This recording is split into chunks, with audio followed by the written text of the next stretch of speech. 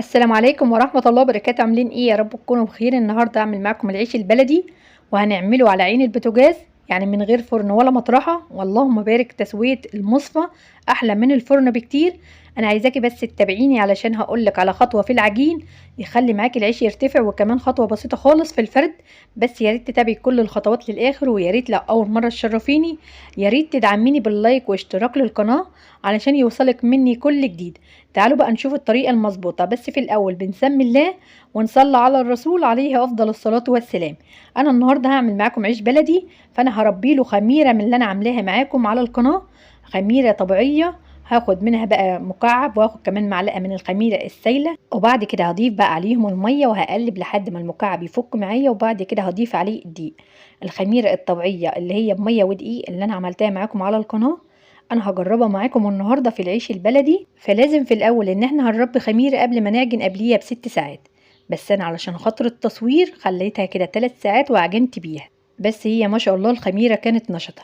اخدت بقى كده مكعب 50 جرام، وضفت كمان معلقه من الخميره السايله اللي احنا شايلينها في التلاجة، خدت منها كده 20 جرام. قلبتهم بقى مع بعضيهم، وبعد كده ضفت عليهم الدقيق. لو مفيش بقى خميره بيره عندك تقدري تعملي بخميره فوريه. هتضيفي بقى للكيلو 10 جرام، يعني حوالي كده معلقة كبيرة. هتضيفي الخميرة على الدقيق، وكمان مع الدقيق كده رشة ملح، وبعد كده هتعجني. واهم حاجة هي خطوات العجين، وهتشوفيها معايا ان شاء الله. انا ربيت الخميرة هنا وعملتها خميرة كده يعني بتلزق، يعني مش عجينة يابسة. بس لو انت هتعمليها من بالليل علشان تصبحي تعجني بيها، اعمليها عجينة يابسة، على ما تقومي الصبح هتلاقيها اختمرت، وكمان الخميرة هتبقى نشطة. الدقيق اللي انا هعمله معاكم النهارده دقيق الحبه الكامله، مش الدقيق الاسمر. يعني انا كل مره بعمل معاكم الدقيق الاسمر اللي هو الدقيق المدعم.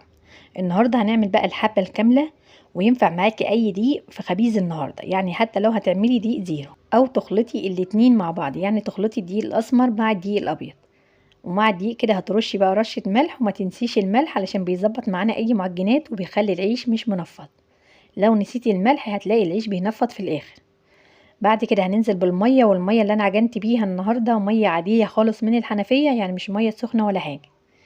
وعجنت العجينة في الاول على اليابس، وزي ما احنا متعودين ان احنا نعجن العجينة على اليابس، وبعد كده بنطري فيها واحدة واحدة. دي بقى طريقة العجينة المظبوطة في اي معجنات هتعجنيها. يا ريت ما تنزليش بالمية مرة واحدة، يعني انزلي واحدة واحدة لحد ما الدقيق يختفي.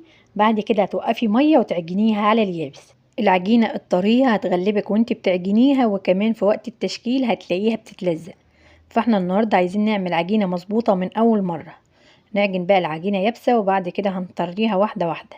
بس انا النهاردة مش هطريها الا لما اشوف الخميرة، علشان الخميرة اللي انا عجناها خميرة سايلة، فمش هينفع ان انا اطريها خالص.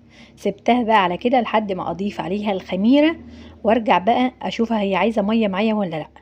بعد كده انا هنزل بقى بالخميره بعد ما سبتها 3 ساعات، اللهم بارك، مليانه خمر وريحتها كمان زهره. ما تعجنيش باي خميره الا ما تختبريها في الاول. هتختبري الخميره ازاي؟ هتحطيها في ميه وهتقلبيها شويه، لو عملت معاكي فقاعات وريحتها ظهرت يبقى كده الخميره نشطه. نعجن بقى العجينه ونظبطها. هي العجينه ما شاء الله ما خدتش معايا ميه تاني، العجينه السايله اللي انا ضفتها فظبطت معايا العجينه. عجينه العيش النهارده عجينه كده يعني مش طريه قوي بتتلزق، او عجينه يابسه. بتبقى كده عجينة في الوسط علشان العيش يبقى طري. بعد كده على طول بعد ما خلصت عجينة على طول انا قطعتها، يعني مش هسيبها تخمر غير مرة واحدة بعد التشكيل. عملت بقى حجم القطعة تزيد شوية عن الليمونة الكبيرة، بس على حسب ما انت عايزاها. يعني لو عايزة حجم الرغيف اكبر من كده او اصغر من كده، دي يرجع لك انت في الاخر. بس اهم حاجة ان انت تعملي على حسب المصفى اللي انت هتسوي عليها. فانا عملت كده على حسب المصفى اللي انا هسوي عليها. فهي ما شاء الله جه يعني على المصفى، وسويت العيش وطلع معايا تحفة. بعد كده هقطع بقى كل الكمية وهغطيها بكيس علشان ما تعملش معايا طبقة ناشفة. لو لقيتي الكيس بيلزق معاكي من الحر يا ريت تشيلي الكيس وتغطيها بفوطة. اهم حاجة ان انت تغطيها علشان ما تعملش معاكي طبقة ناشفة. وقبل ما اقطع انا رشيت نخالة في الصواني اللي انا هقطع فيها، بس لو ما فيش نخالة تقدري تشتغلي بدقيق عادي خالص. النهاردة هنشتغل بأي حاجة موجودة في البيت.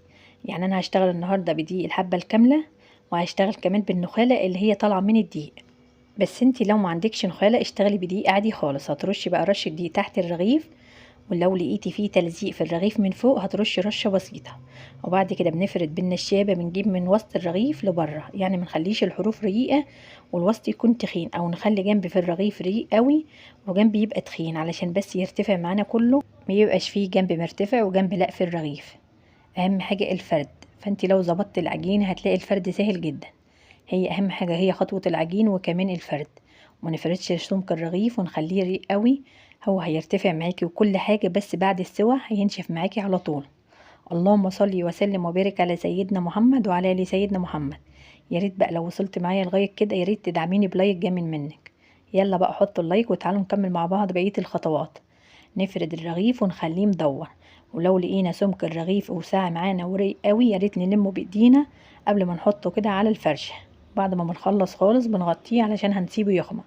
واهم حاجه وقت الخمر ما نستعجلش عليه خالص، يعني تقومي تسوي لما تلاقيه اختمر والرغيف حجمه كده زاد. بتقومي بقى تشغلي البوتاجاز وتحطي عليه المصفى. اول ما المصفى بتسخن بنشيل الرغيف بالراحه خالص وبنحطه على المصفى. اول ما بيشمع بنقلبه للجنب التاني. بنجرب رغيف واحد، لو لقيناه كده مش منفض وكمان ارتفع وسمكه من فوق زي من تحت يبقى كده العيش اختمر، فنكمل بقية التسوية. اما لو لقيناه فيه نفطة يعني سمك الرغيف رقيق قوي من فوق ومن تحت تخين يبقى كده لسه ما اختمرش، فنسيبه يختمر شوية وبعد كده نكمل بقية التسوية. اللهم صل وسلم وبارك على سيدنا محمد وعلى ال سيدنا محمد. اهم حاجة بقى في التسوية علشان نسويه ويطلع معانا مظبوط ان احنا منعليش النار خالص تحت المصفى لحد بقى ما نشمع الرغيف. واول بقى ما الرغيف بيستوي بتلاقيه ارتفع مرة واحدة، يعني ما بياخدش اقل من دقيقة. بتلاقي بقى سوى الرغيف تحفة احلى من الفرن بكتير. لو عاملة انتي بقى كمية كبيرة ومش عايزة تقفي وقت طويل على البوتاجاز هتشغلي العين التانية وتحطي طاسة تشمعي عليها الرغيف، وبعد كده تكملي التسوية على المصفى. المصفى كده الفتحات اللي هي في المصفى مطلعة درجة حرارة بتخلي العيش كله يرتفع، يعني استحالة تعملي عيش المصفى وميرتفعش معاكي خالص. يعني عكس الطاسة بكتير، الطاسة ممكن رغيف يرتفع معاكي ورغيف لا، اما المصفى استحالة بقى تعملي فيه رغيف ما يرتفعش خالص، يعني العيش كله هيرتفع. خلي بالك بقى من التسوية وانت بتسوي، لو لقيتي الرغيف اتحرق معاكي ولسه ما ارتفعش يبقى هنا النار سخنة جامد، يعني نار البوتاجاز عندك ناره حامية، فياريت تنقلي المصفى على اصغر عين وتوطي النار. اول بس ما الرغيف هيشمع هتلاقيه ارتفع. اللهم بارك، ادي كل الكمية اللي انا سويتها. اللهم بارك بجد تحفة من اول رغيف لحد اخر رغيف فارتفع. ادي تسوية المصفى يا جماعة احلى من الفرن بكتير، وكمان العيش كله طري بعد السوا. وانا كمان علشان خاطر التصوير فهو متعرض معايا للهوا، فانتي كل اللي هيستوي هتلفيه في الفوطة هتلاقي بقى العيش طري بعد السوا، وكمان اللهم بارك سمكه من فوق زي من تحت، وكل الكمية كلها هترتفع. استحالة بقى تعملي عيش المصفى ما يرتفعش معاكي، اهم حاجة العجينة المظبوطة والسوا المظبوط. وبكده خلصنا عيش المصفى. بتمنى بقى ان يكون شرحي بسيط، واتمنى ان انت تطلعي حتى لو معلومة بسيطة. اتمنى ان انت تعملي بلايك واشتراك للقناة.